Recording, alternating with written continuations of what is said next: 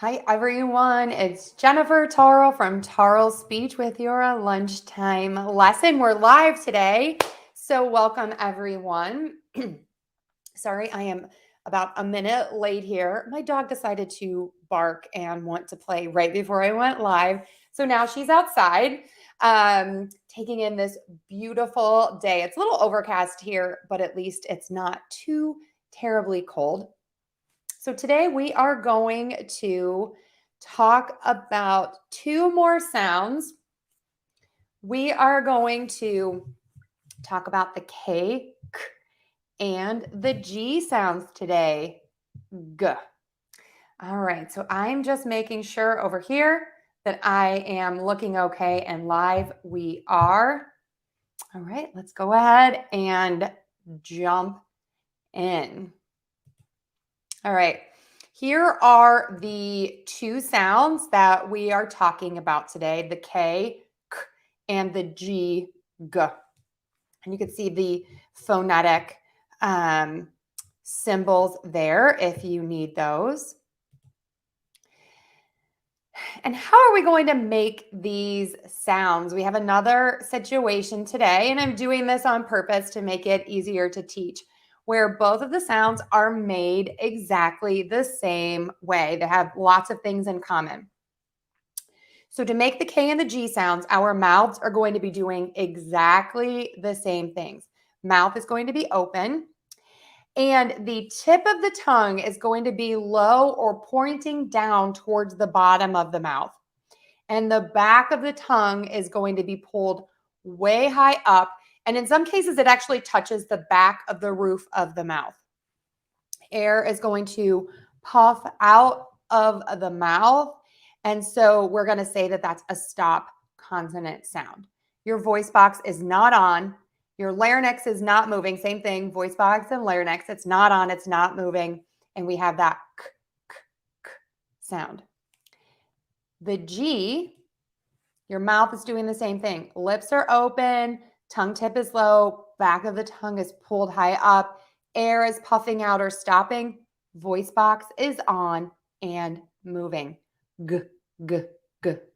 So again, we have the K, k, k, k, and the G, g, g, g. All right, if you have any questions and you were on with me live, just go ahead and put those in the chat, and we are going to talk about those as we go and at the end of the class. How do we spell the K sound? We can spell this K sound many ways. We can spell it with the letter K, as in key. We can spell it with the letter C, as in cage. We can spell it with two letters. We have a digraph. For those of you who have been watching, you know what this is. A digraph is two letters that we write that equal one sound. And we see the CK combination in the word back. We can have, excuse me, a CH, another digraph that is the K sound in stomach, and a QU in technique. So we can end with that sound there. For the G, we can spell it with just a G as in go, two G's like in biggest, GUE like in league, and GH as in ghost. So lots of digraphs today, lots of two letters that equal one sound. Cautionary tip, we do also pronounce the letter G as a J sound. So we can also do that. So just be careful with that. All right.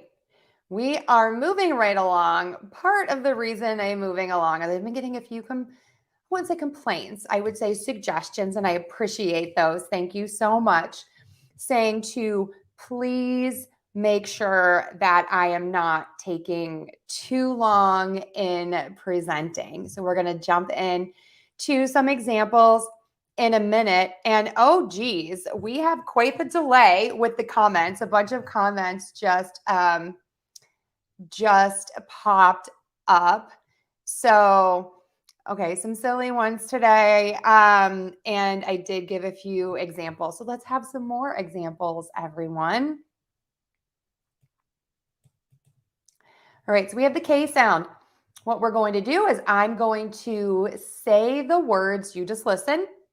Then I am going to make the words bigger so you can follow along and repeat after me. If you're listening as a podcast, you can always jump over to YouTube later to see the words as well. I do post the same podcast to YouTube. All right, so everybody just listen. This is the K sound. Conflict, could, ketchup, customer, correct, bacon, awaken, helicopter, academy, bakery, like, back, bank, athletic, fantastic. And now repeat after me. Conflict, could, ketchup, customer, correct. And let's try that whole list. Conflict, could, ketchup, customer, correct.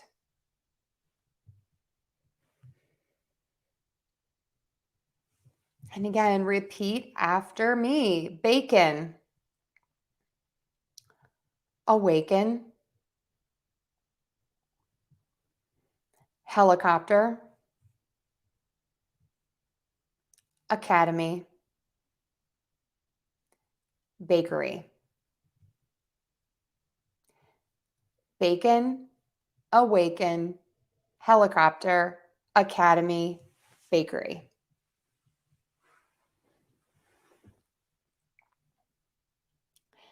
Like,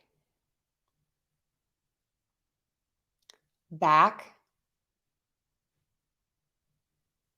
bank, athletic, fantastic.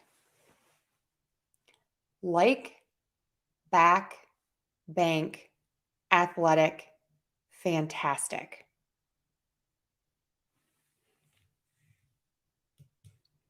Okay, how'd you do? Everybody doing okay? All right, now we are going to say the G word. So just go ahead and listen. Goat, eagle, guard, golden, gathering, eagle, bigger, sugar, elegant, negative, bag, dog, catalog, fatigue, colleague. And repeat after me. Goat, eagle, guard, golden, gathering. And now let's do the whole list. Goat, eagle, guard, golden, gathering.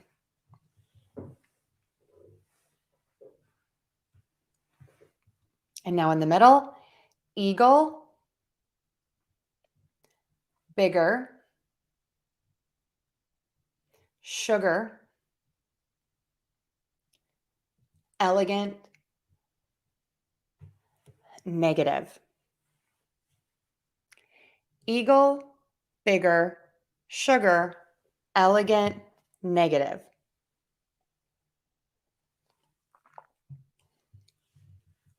And at the end, bag, dog, catalog, fatigue, colleague, bag, dog, catalog, fatigue, colleague.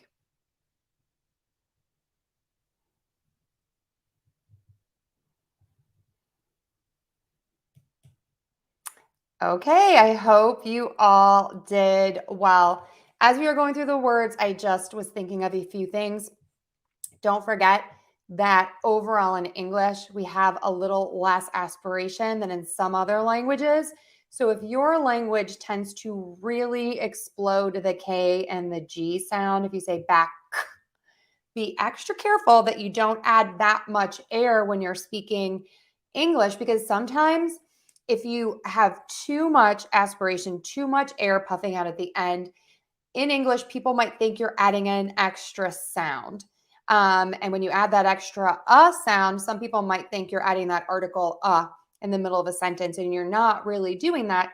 Or it might change the rhythm of your speaking because it might sound like you have another syllable in your word, and you did not really mean to do that.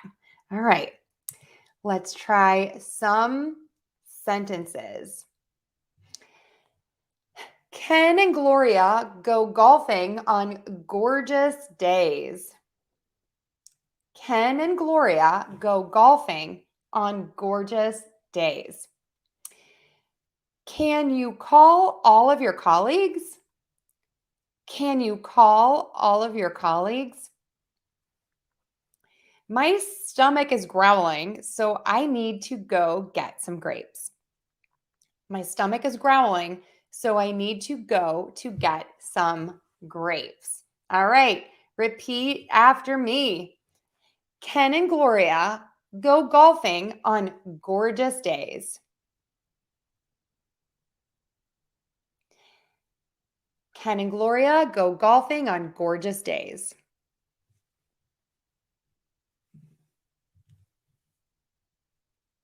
Can you call all of your colleagues?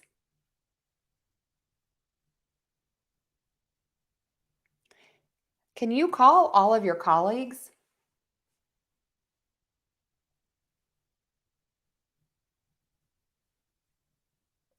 My stomach is growling, so I need to go get some grapes. My stomach is growling, so I need to go get some grapes.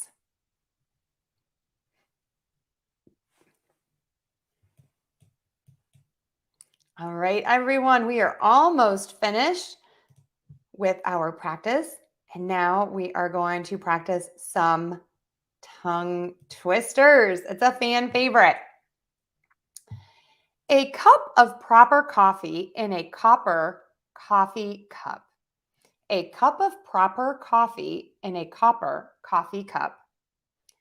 And for G, we have green glass globes glow greenly.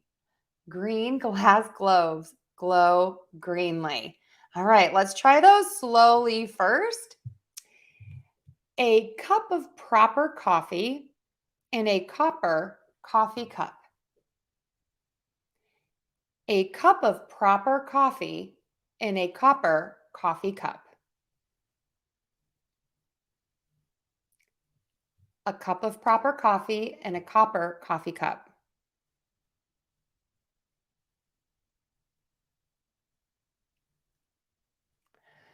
Green glass globes glow greenly.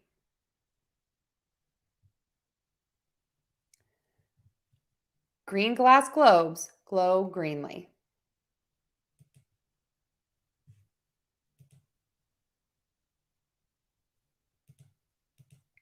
Green glass globes glow greenly. Okay, everyone, you did it. Awesome work. Congrats.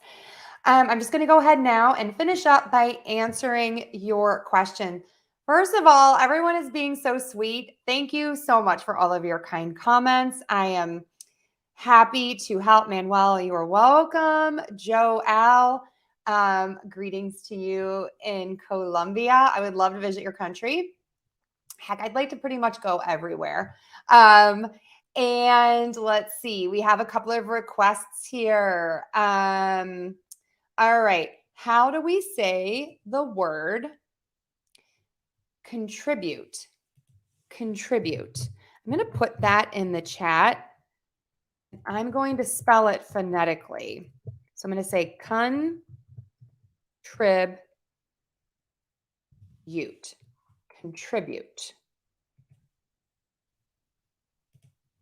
So contribute.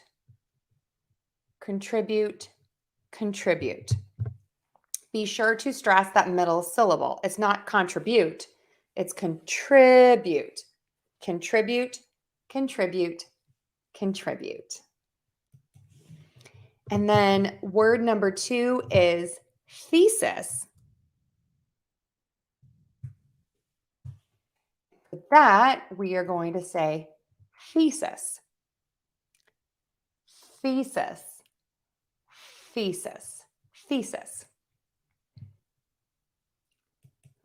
Okay.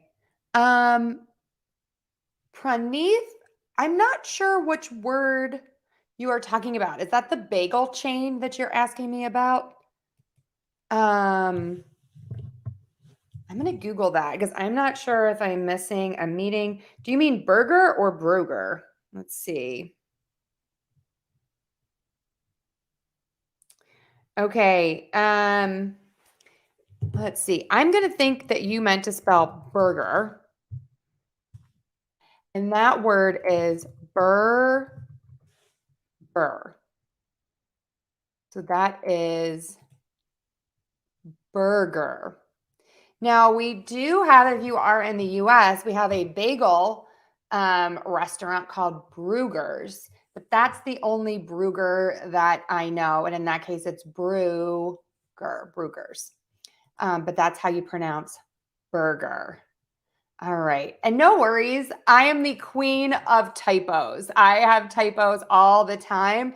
And I swear my iPhone is out to get me because sometimes it corrects spellings that are the craziest autocorrect. So again, for burger, we're not going to say that you. We're just going to do that burger. All right. Anybody else have any questions before we sign off? Okay. Everyone, I am loving these lunchtime lives. I actually just recorded another live for one of the weeks that I'm not going to be able to be live. I'm also looking for suggestions on other topics. I'm working with some people on doing some more interviews. A lot of you watched my interview yesterday that I posted with Vince Ritchie on improv, how it changed his life, and on the class that he's teaching. So if you're interested in that, check that out. I posted that yesterday, and it's also on the podcast. And let's see. It looks like I have another question here. So when you're introducing yourself, this is a great question from Alejandro. Introduce yourself the way that you say your name in your native language. People do want to say your name, how you pronounce it.